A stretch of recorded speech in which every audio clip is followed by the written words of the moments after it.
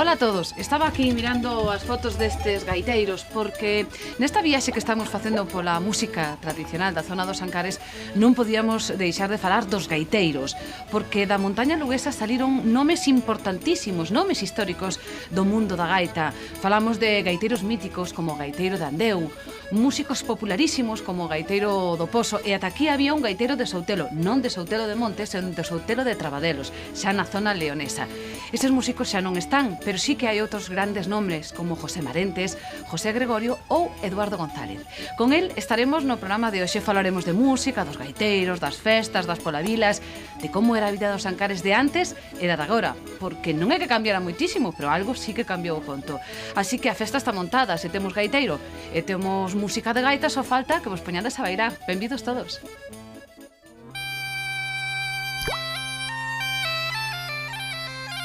Este é o escenario da historia que vos imos contar esta noite. A impresionante paisaxe dos Ancares, os sons, os arrecendos que Eduardo, o noso protagonista, leva impresos na memoria e no corazón. Naceu nunha palloza en Castelo de Frades, tivo 7 irmáns, moitas carencias, pero tamén moito cariño e moita música. Traballou para sair adiante desde que era un cativo, nun montón de cousas diferentes. Foi peón, mineiro, zapateiro, conductor de tranvías, traballou na Pegaso e, por suposto, gaiteiro. Cunha vontade de ferro, moito orgullo e co espírito de sacrificio que herdou dos seus queridos pais, conseguiu sair daquela pobreza. Cando se xubilou, mercou unhas terras e fixo unha casa en Campo Naralla, no Bierzo, e por primeira vez na súa vida comezou a ter tempo libre para dedicarllo á súa paixón, a gaita. A música dalle alegría e traille recordos. A súa palloza da Nenez xa non existe, pero cando quedamos con el para falar aquí no Piornedo nunha palloza semellante, Eduardo reviviuno todo de golpe. Estábame explicando, Eduardo, que isto, o borde da bancada chamase a Rilleira. Rilleira. Era un sitio preciado, non? Sí, claro, porque había para onde apoiar o brazo, era un sitio onde xa nadie te puñe... Por este lado xa non te estrobaba nadie, xa... Claro, porque sentábamos a mellor 4 ou 5 persoas, pues, as que collían. E algunhas veces ben apretadiños, non? Porque a veces, pois, a parte dos da casa viñan xente de fora. Claro. Na miña casa, por exemplo, sempre había, como sempre, desde que me acordo eu, desde que estalou a guerra, houve sempre destacamento ali, e sempre había ou soldados, ou guardias, ou uns ou outros que viñan... Sempre había alguén que se pegaba. Aquela palloza era querida por todos. E facía caloriña na palloza, non? Non facía o frío que fai aquí agora. Ui, que va! Agora está, claro, está deshabitada. Claro, non, Eilí non, que va, non facía. Logo facíase uns lumes que metíase cada tronco que eran enormes no suelo, o que é a lareira, non? É que visto agora é difícil de creer, porque ves os tellados de palla, bueno, a palla dá calor, pero tamén pensas, está aberto, o sea, non... Claro, é que aquí non se pode comparar, porque aquela casa non se pode comparar, esta casa, de ninguna maneira, é moi diferente, as portas están bellas, hai huecos por todos os sitios, aí non había hueco ningún. Se había un hueco, puñese un trapo, só había, con mellor trapos andaban aproveitados, puñese fentos ou fulgueiros que dicimos nós, ou palla ou erva, se había algún sitio, tapábase o focín ao aire ali, de seguida entra aire por algún sitio, hai que mirar por onde é, pues, ali tapábase. A mellor pasaba pola porta da cuadra do ganado e despois facía o circuito e viña parar, por exemplo, a cociña. Pois había que buscar por onde viña e tapábase. No inverno mirábase eso moito.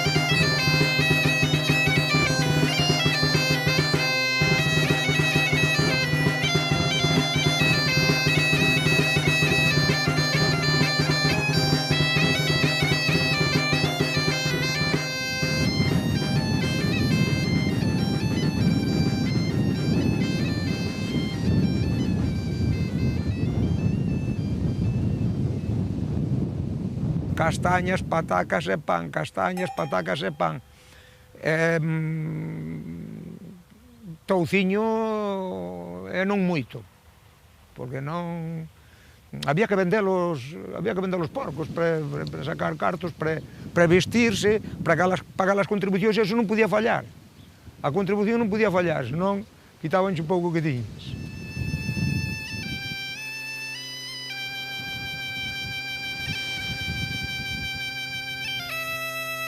Estas son imaxes dunha vida, duns anos nos que Eduardo, malia todo, foi un neno feliz. Por iso, cando lembra aqueles anos, cando fala dos enormes sacrificios que fixeron seus pais para sacar adiante aquela recua de fillos, non pode evitar que a emoción lle enche os ollos de vaguas. Di que tivo os mellores pais do mundo, adorábaos, e fala deles con inmenso orgullo. Vos erades 7 irmáns. 7 irmáns. 7 irmáns que metidos nunha palloza, aquilo debía ser moi divertido. Moi divertido. Cas súas carencias, pero moi divertido. Sí, porque ademais éramos moi avenidos, tiñamos uns padres que nos enseñaron, non nos enseñaron a ler e a escribir moito porque os tempos non o permitían, pero sí que nos enseñaron unha educación daquela que se dicía entonces educación a urbanidade caseira, que eso era a rajatabla, Como se chamaba teu pai e tua nai? Meu pai José e a mãe Aurora. A mãe eu sei que lle tiñas moito cariño e tena moi idealizada, porque era costureira. E a roupiña e todo isto... Era unha muller incomparable. Non encontro unha muller ahora, sin despreciar a nadie, que así, deste país, que se poda comparar con aqueles tempos, con aquela muller, non parecía daqueles tempos. Aquela muller non parecía daqueles tempos. E un matrimonio que era un matrimonio tan ben avenido e tan querido, e que era un gozo velos cando se mudaban e se puñían que iban a unha feira ou algo, era un gozo velos. Comentábamos aos irmáns que guapos son nosos pais. Sí? Sí. Que cosa tan bonita. Dis que cando se mudaban, cando se poñían guapos, eso, para ir a unha festa ou unha feira. Para ir a unha feira, para cualquier evento que había que mudarse. Había unha camisa para eses días. Fálame deso, porque daquela non había moita roupa, nin había nada. Non había roupa, pero... Como lle explicamos aos rapaces de agora que non tiñan nin 3 pantalóns, nin 20? Non o creen. Non o creen. Fálallelo agora e non o creen. Hai tantas cousas que non o creen.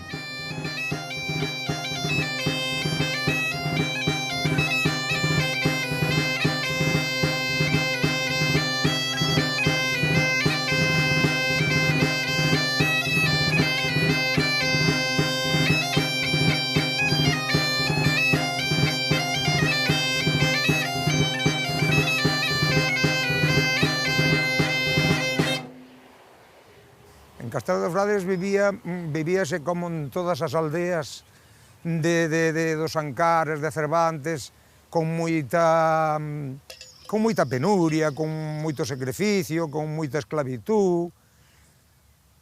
Non se pasaba fame. Pero deseu de comer algo máis e outra cousa do que se comía, bastante. Deso sí. Fame non. Fame di Eduardo que aquí non había en Castelo de Frades, pero si gana de moitas cousas, cousas de todo tipo, porque a necesidade é negra e ata os soños se volven imposibles. O de Eduardo era ser gaiteiro, e para iso loitou contra vento e miseria desde que era un neno. Un pequeno que lle sacou punto ao inxenio e que correteaba polos montes buscando a cana perfecta para facer unha gaita. E claro, ás veces tanto se metía que rachaba os pantalóns, e unha rachadura daquela podía ser unha traxedia. Pois a roupa andaba xustiña, por eso eu non tiña gaita, porque non había cartos para comprar a gaita. Non había cartos para comprar a gaita e máis. Ti ibas a buscar as canas de sabugueiro, como lle chamades vos? Bantieiro. Bantieiro e todas as madeiras que utilizabas e metíaste no medio das silvas. Sí. E tua nai protestaba. Claro. Reñía, pero que a ver que monta pañas e tal, a pesar de que ela de que ela me enseñaba. Ela enseñábame a música, os tonos de tal pieza, a ben bailar Carmiña, Cantaba, chas ou que? Sí, cantaba e bailaba moi bien, sí. Bailaba esa, e a moliñeira era a primeira moliñeira que conocín que me cantaba ela. Hai maruxiñas e que cho furgue, cerrame as portas e apagame o lume, e a miña casa non quero que veñas, que sempre e nunca me empreñas. Iso é un estribillo moi coñecido, moi picante, non? Sí, Para a época. sí, bueno, despois dice que non queres, ou que non sabes, ou que che faltan as habilidades. Bueno, pois xa tocaba cas gaitas do Antieiro tranquilamente. A ver, vamos por partes. A primeira cousa que ti tocaches, como era? Era Non tiña fol, nin tiña nada. Como un pallón da gaita ahora, como un pallón, pero máis largo. E afilaba na punta, despois cantaba no lume, nas brasas, quentaba e facía os furados.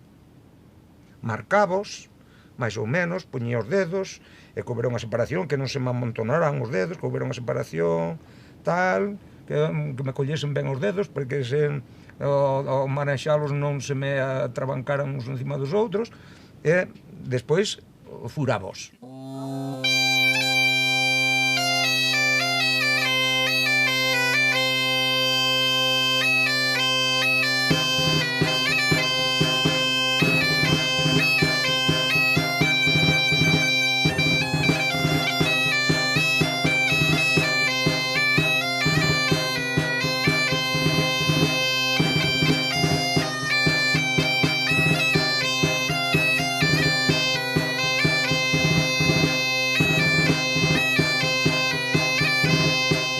Estabas daquela pensando na gaita, por que? Sí, Donde a viras? Donde a escoitaras? Non a escoitara, non sei se...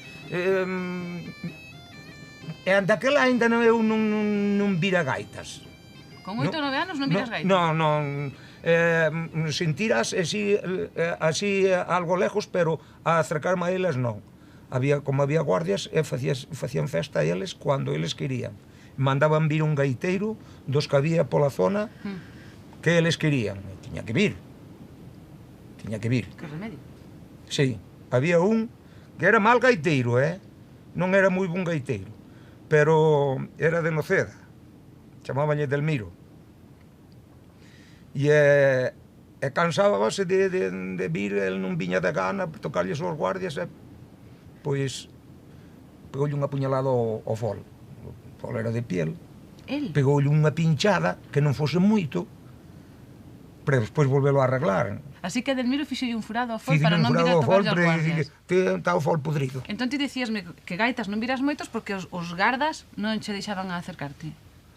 Eles ao mellor non me quitaban de acercarme, pero a nosa situación non era para ir a esas festas desa xente, porque eran ricos e guardias, xente rica que había ali. E daquela non se mesturaban. E non, eles estaban ben portados, e nos non estábamos ben portados, e miña nai, eso non a permitía que os nenos dela os vise nadie con pantalón roto, remendado, cuando menos. Pero ben remendado, Ben remendado, eso sí. Ben remendado, sí, porque era un lujo,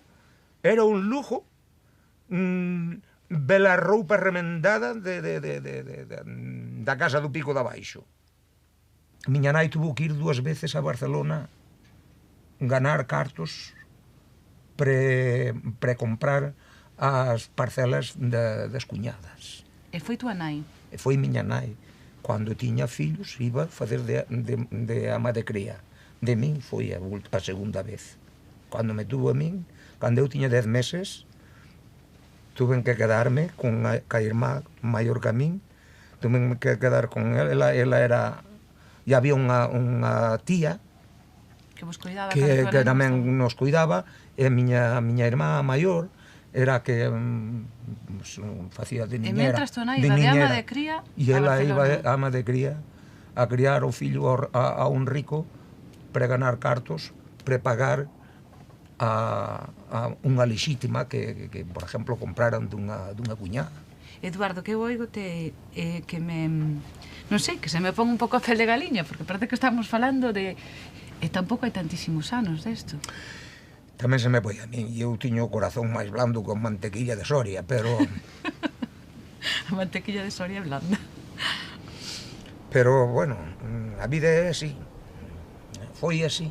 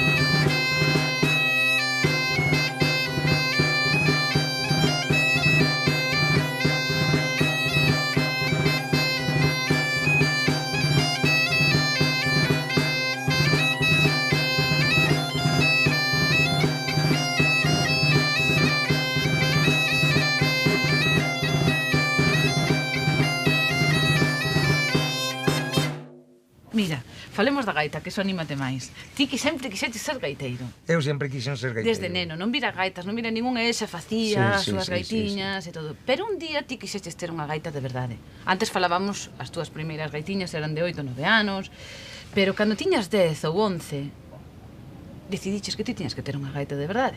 Entón, que pasou? Entonces dixenlles a meus pais, dice, se non me compran a gaita, márchome a servir de criado de quen me quixera, porque había xente que tiña moitos ganados e necesitaban Daquela era habitual Sí. que houvese criados nas casas, sí. Sin soldada, eso sí, había pouca xente, pero Sin soldada que decisen que lle pagaran. sin sueldo, sí. Pero eu tiña intención de cobrar, senón non iba. Entonces dixenles que marchaba a servir. Que xa me compraría unha gaita, o amo que fose, ou senón que me daría cartos para comprarla eu.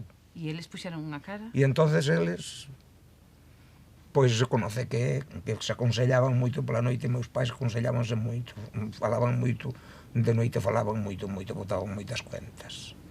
Normal. Sentíos eu, Normal. que dormía cerca. E eso non lle lo oín, pero supoño que falarían deso. Entre unha cousa e a outra foi un cúmulo de cousas que apareceu por aí un mozo dese pueblo de Coruxedo. Íbamos casi pro mismo monte cas vacas no inverno. E sentíame tocar e dice, jolines, pero este tío, pero que este toca de todo, con esta gaita. Chega a ter unha gaita Entonces, boa. ve un día por ali e dixolles, ten que comprarle unha gaita a Eduardo, que isto é un gaiteiro xa. Daquela ti tocabas unha de sabugueiro con fol. Que va, sin nada. Pero ti tuveches unha de sabugueiro con fol, que fixeches o fol, que- fixo o fol, Da vexiga dun coche. e despois forráchela con que? Cunha media de seda da miña irmá. Un trozo da media, daqui da parte do muslo onde é máis gordo, pois ali a curiosa de maneira de que Para que non dilatase non a dilatase, vexiga. non reventara, sí. E tapabas o aire Ca lengua. Ca lingua para Pa que non se escapara. Pa que non se me escapara, tapaba o aire ca lengua. Pero facías boa festa xa con aquela gaita. Xa bailaban as mozas, xa bailaban ao son daquela gaita e bueno, pues, xa me daban o mellor 3 pesetas ou 5 pesetas ou por facer un rato o baile á noite que se facía naquel ástrago que dicíamos naquel patio da nosa casa. E cando se facían esas festas na túa casa? Facían os domingos ou cualquera noite, no inverno cualquera noite se facía o baile. Agora os domingos xa viñan mozos, por exemplo, viñan mozos de outros pueblos, de Cela ou de outros sitios, de moitos pueblos, de polo ayuntamiento, sí, viñan... Pero de pueblos aquí falamos que as distancias son grandes, viñan andando pola noite. Bueno, tamén iba eu. Eu, cando tiña 14 anos, empezoume a bolir a sangre.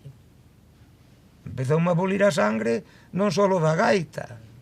Ti que querías? Entonces tiña eu unha gaita que me levaba onde quería ela. Agora non, agora vai a gaita onde quero eu. Entendes? Entendo. Vale. Pois que non se fale máis do asunto. Vale, deixámoslo que a adolescencia xa moi fastidiada. Andábase moito de noite, con neve, xeadas, chovendo, pero era o medio que había entonces. Era a vida de entonces. Gustaba che unha rapaza nun pueblo, ou se non che gustaba, ibas a ver, se encontrabas. E facían baile, fain baile en tal sitio. Vale, alá ibas. Alá ibas ao baile. Tiña que ver pola noite, polo día había que traballar.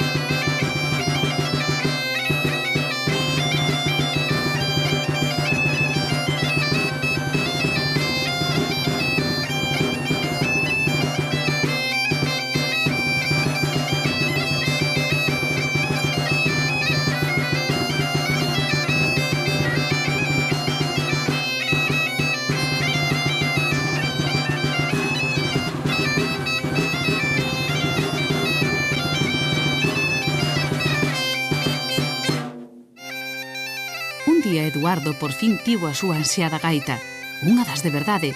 Seus pais acabaron por mercarlla porque o rapaz era tan testán que non cedía no seu empeño. Era un sacrificio para toda a familia, pero o neno demostraba un gran interese e moito gusto pola música e unha capacidade de aprendizaxe que prometían dar un bo gaiteiro.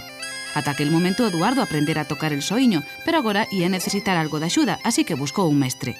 Pedrín de Coro, polo visto o home, tiña un xeito de ensinar moi contundente. Unha vez que tiña a gaita, sí, tiña que saber facer palletas para ela, porque traía unha palleta mala e eso non... E onde foches a aprender? Entonces, levoume o irmán este maior camín que se casou na casa, pois levoume a onde este Pedrín que estaba... Pedrín era un gaiteiro? Un gaiteiro daqui da parte de Rao. E Pedrín, que aprendeches de Pedrín? Que che enseñou? Fui con Pedrín, e Pedrín íbamos cas vacas pro monte. Sí. Sí, íbamos cas vacas pro monte, e el sentábase nunha pedra, así nunha roca, sí, e a mí sentábame aquí abaixo, entre as pernas del.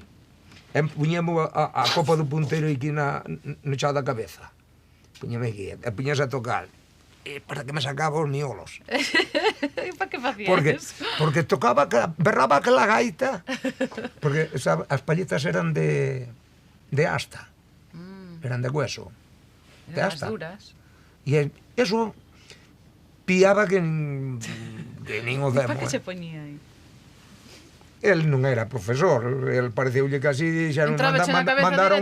mandaronmo aquí para que lle enseñe, a ver que se lle quede, como dicían, a letra, como dicían... Con sangre entra. Con sangre entra. Pois a gaita co punteiro na cabeza. Halle de entrar tamén. Non me facía sangre, pero andaballe cerca.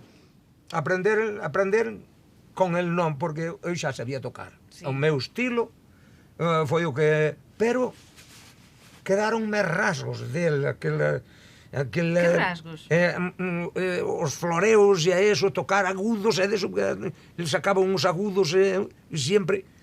Con Saibane, por exemplo, en Barcelona tiña problemas que foi que me fixese unha ronquilla para a gaita, que tiña unha gaita si bemol que me fixera Antón Corral, e non tiña ronquilla, e eu, tens que facerme unha ronquilla, fiz unha ronquilla, e despois fixeme un punteiro en do agudo, e cando, non sei que pasaba, que as palletas rompíase moi facilmente, debía ser mala cana, e iba que me fixese a palleta, e eu tiña aquela costumbre de sacalo agudo, e dicía, non me dá ese agudo, a min a palleta, non me dá ese agudo que quero que me dé. E dicía el, eso é bastante difícil. Aquel agudo que ti querías que darache dos gaiteiros daquela época, sí, de Pedrín. De Pedrín, sí.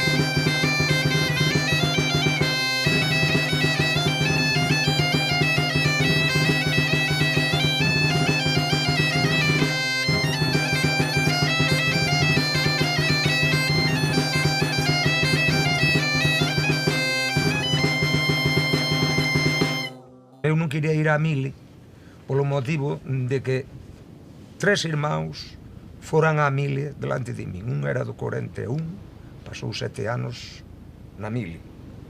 Viñas de permiso, necesitabas cartos. Marchabas outra vez para a mile, necesitabas cartos. Era un gasto. Era terrible. Mira, un irmão en 7 anos, ás veces que foi e veu, eso era de medo. O sea, en vez de ganar, gastabas máis ainda. Home, entonces meus pais estaban empeñados. E eu sabía. E ti xa che sempre pagando, hai que pagar aquí, hai que pagar ele. E comigo, non, eu cuartos non tuve nunca, pero amor propio, eso non me ganou nadie. Eu ganar non ganarei, pero gastar non gasto, non? Non, meus pais non quero que pasen máis sacrificios con eso. Cando tiña 20 anos, dixen, aquí non tiño por venir. Na casa queda un, e eu non era o indicado, porque había os maiores e a casa necesitaba xa unha persona que levara as riendas da casa. Ademais, a mí non me gusta ser labrador. A ti a terra non che gusta? Non me... Ahora sí, ahora para pasar o tempo sí, pero previvir de eso, non. E tuve que... ele non vía futuro, a gaita estaba moi ben, pero creces, maduras, pensas xa en outras cousas, e dice, isto acábase, isto hai que buscar outra alternativa, máis a máis. Eles non querían que marchase.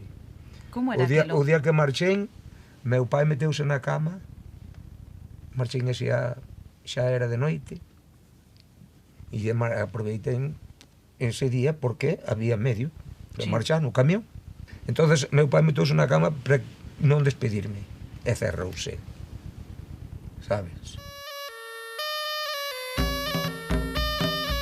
Con esa dura despedida gravada para sempre, Eduardo deixou atrás os Ancares. Marchou coa dor no corazón, coa ilusión dun futuro mellor e coa gaita, que sempre estivo aí. Ás veces desatendida por culpa do traballo, pero sempre a man. Fose en Ponferrada ou en Barcelona, onde moitos días ia tocar ao centro gallego. Por certo que foi precisamente nesta cidade onde Eduardo se enamorou. Non sabemos se foi a primeira vez, pero si é definitiva. Ela chamase Celia, e tamén naceu no concello de Cervantes, en Vilarello. Casaron e moitos anos despois continúan xuntos no Bierzo, cerca do lugar do que un día marcharon, mirando cara aos seus Ancares da alma.